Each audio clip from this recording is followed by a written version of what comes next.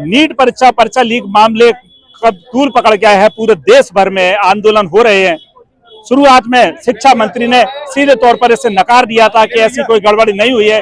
अब सामने आ गए, सबूत सामने आ गए, इसे लेके कांग्रेस और कांग्रेस से जुड़े हुए संगठन जितने विपक्ष है, न केवल वो आक्रोशित हुआ है बल्कि विद्यार्थी परिषद भी इस मामले में खुल के आ गया है। हमारे साथ इस समय प्रदर्शन कर रहे हैं शिवाजी यूनिवर्सिटी तिराहे पर ऋतु बराला, जो एनएसयूआई मध्य प्रदेश की प्रभारी हैं। आप इस कार्य को संगठन जो उस प्रकार से आंदोलन कर रहे हैं, इसका क्या क्यों आंदोलन कर रहे हैं?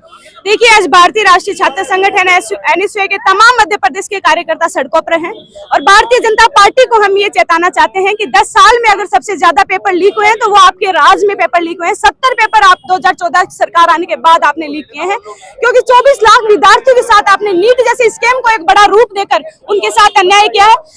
भारत के प्रधानमंत्री हमेशा कहते हैं मैं युवाओं के रोजगार की बात करता हूँ, उनको न्याय देने की बात करता हूँ, तो मैं उनको कहना चाहती हूँ आपने शिक्षा को एक बड़ा व्यापार समझ के 60-70 लाख में आपके मंत्रियों ने पेपर बेचा है।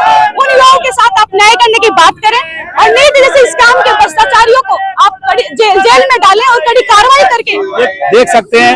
आप देख सकते हैं पूरा प्रदर्शन भी कर रहे हैं, छात्र संघ के लोग पूरे प्रदर्शन भी कर रहे हैं। शुरुआत में शिक्षा मंत्री कह रहे थे कि इसमें कोई गड़बड़ नहीं हुई है। शुरुआत में तो जितनी भी परीक्षा एनटीए कराता है वो सभी होती है, जब उनका पकड़ जाता है तब एनटीए का राज खुलता है। कहीं ना कहीं ऐसा लगता है कि इसमें भारतीय जनता पार्टी की सीधे तौर पर संलिप्तता है। भारतीय जनता पार्टी की पूर्ण तरह इसमें संलिप्तता है, क्योंकि बिना सरकार के, बिना किसी सरकार के हस्तक्षेप के इतना बड़ा पेपर आज तक इतिहास में कभी नीट का एग्जाम लीक नहीं हुआ। पहली बार नीट का एग्जाम लीक हुआ। इसमें एबीवीपी के जो प्रदेश स्तर के कार्यकारी नेता है और जो धर्मेंद्र प्रधान है, इसमें पूर्ण तरह लिप्त है, क्योंकि अगर लिप्त नहीं होते तो भारतीय जनता पार्टी अभी तक दोषियों को कार्रवाई कर चुकी होती, पकड़ चुकी थी। लेकिन आप देखो उसमें बराबर जांच का वालिया दिया जा रहा है और लगातार पिछले 10 सालों के अंदर 70 पेपर लीक हुए हैं, आज तक किसी भी दोषी को सजा नहीं हुई।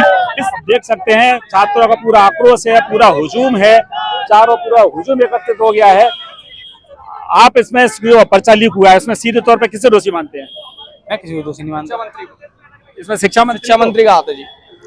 कह सकते हैं जो शिक्षा मंत्री का हाथ है और पूरे जो देख सकते हैं पूरी इसमें छात्र संगठन एकजुट हुए हैं, एनएसयूआई के लोग, और कहीं ना कहीं पूरा आप इसमें किसको दोष मानते हैं? इसमें पर्चा लिखने इसमें सरकार का पूरा दोष है। सरकार को अपनी व्यवस्थाएं अलग करनी चाहिए, क्योंकि ऐसे परीक्षाओं में गड़बड़ी होगी तो कैसे कार्य चलेगा, आप बताओ। आप देख सकते हैं कि इसमें पूरा मान के चल रहे हैं कि कोई ना कोई, जैसे आप इसमें भारतीय जनता पार्टी की सफलता उसको कहां तक मान के चलते हैं? कहीं तक नहीं मान के चलते। भारतीय जनता पार्टी एक तरीके से गलत है। ये है भारतीय जनता पार्टी गलत है। इस जो प्रोडक्ट आपका प्रोटेस्ट है ये, तो इसमें शुरुआत में शिक्षा मंत्री का कहना था कि इसमें कोई गड़बड़ नहीं हुई है।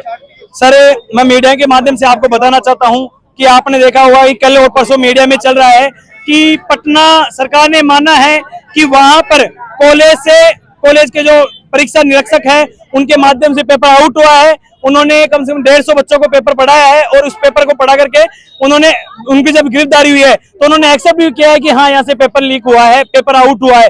फिर भी बीजेपी सरकार पता नहीं क्यों उन चहेतों को बचाने के चक्कर में, जो उनके चहेते हैं, उनके निजी हैं, उनकी सरकार के अंग हैं, उनकी सरकार के अधिकारी हैं, उनको बचाने के चक्कर में वो गुमराह कर रहे हैं। वो कहीं ना कहीं उनको पता है कि अगर ये पेपर आउट होता है या इसकी सीबीआई जांच होती है। प्रधानमंत्री कहते हैं कि हमारे यहाँ सरकार में किसी प्रकार के भ्रष्टाचार गड़बड़ी नहीं होती। सर, आपने देखा होगा कि 10 साल में जितना भ्रष्टाचार मोदी सरकार में हुआ उतना कहीं नहीं हुआ, और जितना खिलवाड़ युवाओं के भविष्य के साथ में हुआ है उतना आपने देखा होगा कि कहीं भी नहीं हुआ।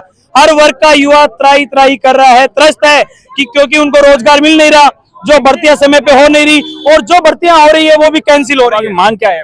हमारी मांग ये है कि इस भर्ती को बिल्कुल पूर्ण रद्द करके नए जो छात्र छात्राएं बैठे थे उनको निःशुल्क एग्जाम करवाया जाए।